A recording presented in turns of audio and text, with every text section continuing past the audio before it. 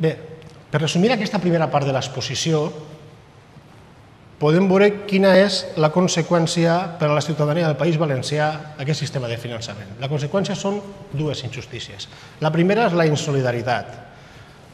Som, en l'any 2005, 1.614 euros cada persona més pobra que la mitjana. Això, l'estadística és una manera de veure les coses, però de quantificar la justícia o la injustícia d'aquest sistema de finançament. I, clar, al ser més pobres, hauríem de rebre una compensació, evidentment no directa, sinó en forma d'inversions, en forma de transferències a la Generalitat, etc., i no la rebem. I ho mana la Constitució.